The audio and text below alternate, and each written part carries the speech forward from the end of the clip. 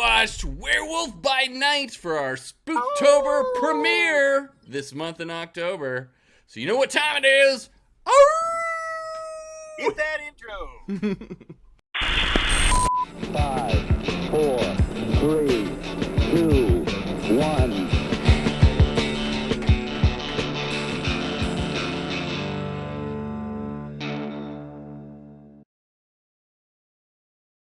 All right, everybody, if it's your first time joining us, welcome. This is our first Spooktober episode. We're two dads who love all things fandom, from Star Wars to Star Trek, Marvel to DC, and Middle-earth on down to Westeros. We love it all, and we want to bring all of our insights and love of all things nerdy to you, our viewers.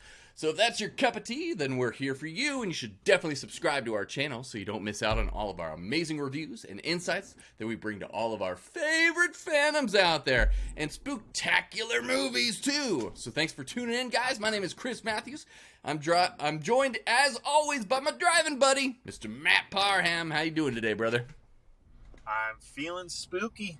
Wanting to get our first scary movie of the season all reviewed up. Yeah. Awesome. So what did we watch today? So Marvel came out with a presentation. They called it a presentation, just for their first special presentation ever. So movie presentation, whatever you want to call it. It was Werewolf by Night on Disney Plus, directed by Michael Giacchino. Wow. Yeah. He's usually, he's a composer as well. He's done a couple of short films as well. So this is his first big project with Marvel and everything. And he specifically requested to do Werewolf by Night, a story like this from Kevin Feige. So it's really awesome that we're getting to see this. The screenplay was by Heather Quinn and Peter Cameron. So let's get into it. I pulled up the Rotten Tomatoes score for this. So this one, it has a 92% Rotten Tomatoes score, 93% audience score. And once again, this is an aggregate, so anybody who rates it from 60 to 100 gets culminated together. So 92% of people rate this from 60 to 100 fresh on Rotten Tomatoes. So it's certified fresh on there. So what'd you think of this one, Matt? Man, I thought it was pretty interesting. You know, yeah, it's different. It's definitely different, but the way that he filmed this, and of course everybody's talking about it, but it really reminded me of the early days of Universal and their monster film franchises that came out with Frankenstein, Invisible Man, Bride of Frankenstein, all that stuff. Really looked and felt like one of those stories, but I love the extra little bits that we got that made this very much Marvel. You know, the inclusion of a centralized villain that has a lot of quirkiness to them. And we'll get into who that villain is in just a moment. But I also liked the fact that even though this was meant to emulate an old movie, they weren't necessarily bound by it, in that we got a little bit more movement to some of the shots. Now, old cinematography from the classics. It took a lot of different apparatus to make any kind of camera movement actually happen, and especially anything that would rack focus, maybe from something in the foreground or the background, or back and forth. It was a difficult process, but now we can do those things a whole lot easier. And so I feel like sometimes whenever we create modern movies that are meant to look like old ones, they get bogged down in showing us too much of a close adherence to that process, that it can hinder the story. I very much appreciate the silver screen, and so I love classics all on their own. But I do love whenever we get projects like this that are meant to remind us of those days, but can also elevate their content by going just a little bit further with modern technology as well. And so I felt like they balanced that out pretty good. Story-wise, I don't know, it was okay.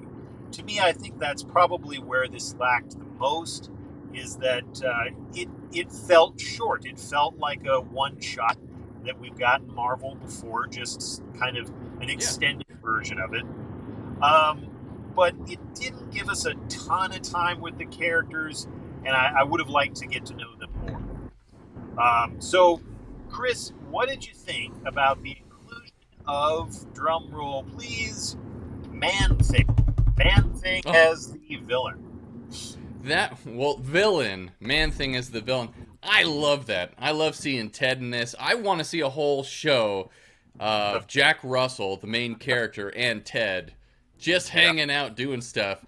Doing some French press coffee there and, and enjoying their day. I love that. I love that they put Man-Thing in this. And originally, they didn't know whether they would actually have Man-Thing as the monster in this and whatnot. So it developed over time. So it was very cool to get to see that introduction. I think they did a fantastic job with that character. I think overall, this story was a lot of fun. Like you said, it was kind of like a one-shot, only extended out. I very much enjoyed that. And they wanted to, Michael Giacchino wanted to just drop us into the world. He didn't want to set up an origin story or anything like that. He wanted to just use these characters for a specific story that didn't really relate to the wider MCU, so this really doesn't have any repercussions for the movies that we're going to see. But we're definitely get a fun little story here about the Bloodstone and everything. I don't know about you, Matt, but the stepmother, she's from Frasier. Have you ever watched Frasier? Oh yeah. Yeah, she played Phoebe. In Frasier. That's all I saw like this whole time. I'm like, well, was that her character? She moved on and married Bloodstone, and that's all I could think about. I couldn't take her seriously the whole time, but it was a lot of fun. It played a lot of homage to all those old scary movies back in the day. They even had the little like side reel, circles. Yeah, the cigarette burns. Yes. I love that. I love that they put those little details in it. And reading up on this, Michael Giacchino actually said one of his inspirations, too, which came out of left field for me, I didn't really see it in the show, was Poltergeist. He said he wanted to give it kind of the same sort of scare factor as Poltergeist. Yeah, again, I was like, huh? Really? Okay. But that's what Michael Giacchino said, and he directed the film, so... Yeah. And if you don't know, Michael Giacchino, he's done a lot of scores for Marvel films as well as Lost, which is something I absolutely loved about him. And he also did Star Trek, the reboot version of Star Trek as well. And I love his scores and everything. And he's a dad, too. I remember one behind-the-scenes thing with Michael Giacchino. He had his daughter with him while he was composing, and it was really cute to see them working together. Yeah, it's really awesome. So as a fellow dad, hats off to you, brother. You did a great job there, Michael Giacchino. And I look forward to seeing more from him. And it was just a fun little story. I very much enjoyed it. Yeah, Kevin Feige has said that we may see elements of this story and its repercussions throughout some of the upcoming maybe Phase 5, Phase 6 things. I could definitely see some of the characters having an inclusion in what they're setting up for Blade. Yes. So yeah. We see Marvel shifting to kind of this... more mythological type stuff, or kind of lore type stuff having to deal with monsters and spirits and things of that nature. So I think it'll be interesting, as well. As long as it's all well balanced out, I'm looking forward to it. I'll tell you, the standout for me was their visual effects when it came to the portrayal of Man-Thing. The mushrooms all over him and tendrils in front, very Cthulhu-esque. I was reading up on it a little bit. I guess his portrayal is a mixture of practical, like puppetry and actual suit, some CGI effects, as well as some facial rendering by an actual actor. So I thought they did a good job of making him look pretty realistic. Yeah, I did too. I very much enjoyed those effects with Man-Thing. And if you guys don't know, Man-Thing is Marvel's version of Swamp Thing too. So yeah, pretty which is cool. Rip-off. Yeah, right. And they do this all the time. Both Marvel and DC have very similar characters. You have Shazam and the original Captain Marvel. Yeah. On there, things like that. And so Which was there's definitely blaming knockoff Deadpool and Superman. yeah, knockoff Superman, Deathpool, Deathstroke, and all these different types of characters that are very similar. So Man-Thing and Swamp Thing, they both have the thing in it. And apparently during the episode, this presentation, they wanted to include, they wanted to call him the Great Big Man-Thing, but they just couldn't find an opportunity to say that. That didn't sound out of place. So I'm glad that they didn't. I'm glad that they took this seriously too, in a way. So I very much enjoyed the performances. Gail Garcia Bernal played Jack Russell. I very much enjoyed the character of the werewolf. I don't know. What did you think of the design of the werewolf itself? Well, I mean, very reminiscent of the old Wolfman movie. I very. Thought that was pretty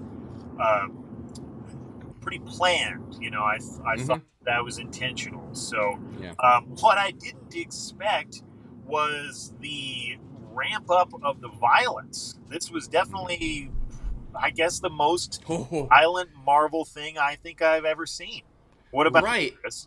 Yeah, it was very gory, and I would not suggest watching this with your kids. This is not a show I would recommend to them. And they actually talked about this too. And originally they were going to give this a more adult rating for this episode. But apparently, because it was black and white, since things were a little out of focus, it got a TV 14. I don't know. Arrow through the mouth wasn't out of focus to me, but yeah, they were all surprised at the rating that it actually got. They thought it would be a little, I think NC-17 or something when it came to this presentation. Wow. Yeah, they really did. They were shooting for something that was more gory and horror driven as well. So yeah, got that. That's something that you definitely wouldn't see in the old Wolfman movie, is blood splattering the camera as the werewolf rips people apart. Woo! I know, yeah. So yeah, they took it above and beyond when it came to that. So yeah. All in all, I really did enjoy that. They had the MacGuffin with the Bloodstone. I don't know much about the Bloodstone and whether or not we're going to see it again in the Marvel Universe. Right. But it was a good little MacGuffin that they had that would weaken monsters, and the idea of having a monster as a hunter come into this group and everything to go save his friend. I thought that was a pretty good story, pretty fun little thing that we had there, and an introduction into these characters. Again, very much thought that it was a cool thing to just drop us into this world instead of giving us an origin story or anything like that. I very much enjoyed this for what it is, and taking it for what it is as a fun little Spooktober presentation from Marvel. I'm going to go ahead and give this one probably an 8 out of 10 for me. What about you, brother? Yeah, probably 7 out of 10 for me. Some of the story just fell a little flat, and I would have liked just a little bit more information about the characters. I like the drop-in effect. Very much reminiscent of something like Clue, where we don't know anything about the main characters that we just see immediately and get to know them as the movie progresses. But with it being an hour long, I felt like it could have just done a little bit more to inform us about these characters. I definitely would have gotten to like to know Jack Russell and Ted a little bit more, but who knows? Me too. Maybe we'll see more of them in the future. Yeah, I'd be excited. I would definitely watch a show with Jack Russell and Ted, Man-Thing in it. That looks like a fun show. And when they went into color at the end, I thought that looked awesome, and I kind of wish we could have gotten to see Man-Thing in his full glory, colorized and everything throughout this whole show too. But what a great homage to Wizard of Oz. Yes. Technicolor that was introduced in that film. So pretty cool. Right? All in all, pretty cool. Not bad. Yeah, we should definitely think you should check this out if you can, if you got time on Disney Plus. Again, don't watch it with your kids, but after you put them down to bed, you can go ahead and put this on the old TV with the wife of yours or your significant other, whoever that might be. So we got a 7 out of 10 and an 8 out of 10 from me. So that's There you go, guys. So do we have anything else before we depart these spooky lands there, brother? I don't think so. Keep us in mind when you're watching House of the Dragon, She-Hulk, or Rings of Power this week. Come back. Yeah, we're wrapping up a lot of shows this week. We got a lot of finales coming up. We've been talking about this whole time. You can go back into our catalog of playlists from all of these shows if you haven't watched them yet and you need to catch up. We got reviews on all of them. And yeah, if you haven't already, go ahead and subscribe and like this channel if you can, and like this video. And if we get to 100 likes, once again, scariest thing for me is my daughter's going to shave my head. You know, if we get to 100 subscribers, so we'll get to see that. A lot of fun. So, little incentive there to subscribe. Yep. And from our families to yours, guys. Have a good one. Adios.